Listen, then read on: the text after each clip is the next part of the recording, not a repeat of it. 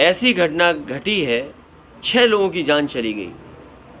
अगर कोई दोषी है उस घटना के लिए तो वो सरकार स्वयं दोषी है। अब भारतीय जनता पार्टी उसमें लगातार राजनीति कर रही है। ऐसी घटनाओं पर राजनीति नहीं करनी चाहिए। अन्याय इतना नहीं करना चाहिए कि लोग सहन न कर सकें और लोग खुद खड़े हो जाएं सरकार के खिलाफ। और ये अन्याय ये कहीं न कहीं सरकार के दबाव में ये अपराध हो रहा है। ये अन्याय नहीं बचा, अपराध हो रहा है।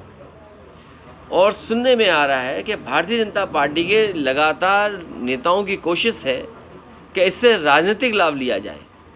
राजनीतिक लाभ लेंगे अगर आप तो घटनाएं बढ़ेंगी, कम नहीं होंगी। लेकिन जिस तरह से ईडी लगातार छापेमारी कर रही, कल अबू आजमी के ठिकानों पर भी हुई, संजय सिंह को भी गिरफ्तार किया गया, आपको क्या लग रहा है, क्या इसका भी कोई राजनीतिक? देखिए, जो सरकार में रहता है वो इन संस्थाओं का इस्तेमाल करता है। पहले कभी इस्तेमाल हुए होंगी ये संस्थाएं।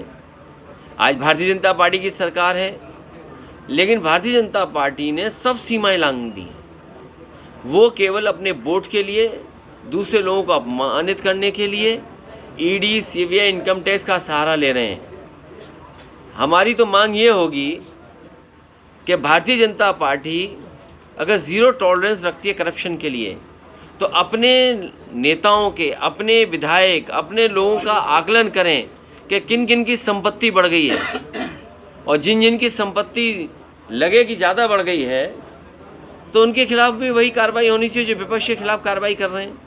और मैंने कई मौक़ों पर कहा कि आज ज़मीनों का काम सबसे ज़्यादा कोई कर रहा है तो भारतीय जनता पार्टी के लोग कर रहे हैं।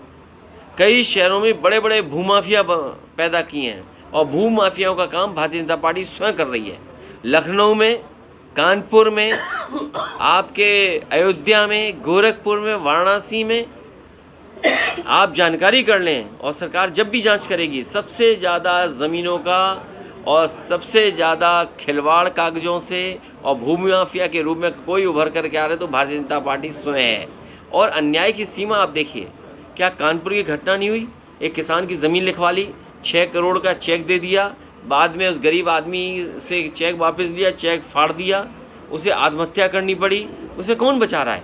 भारतीय जनता पार्टी के नेता बचा रहे हैं। इसी तरह कानपुर में एक व्यापारी को इतना मारा सिख भाई को कि उसकी आँख चली गई। कौन था वो? भारतीय जनता पार्टी का कार्यकर्ता था। इसी तरह और जगह अगर आप देखोगे सबसे ज़्यादा अन्याय इनकी सरकार में हो रहा है। आज ही खबर पड़ी है कि कानपुर देहात में भी और कानपुर में 2 पक्ष में झगड़ा हुआ, 2 लोगों की जान चली गई केवल ज़मीन के विवाद में।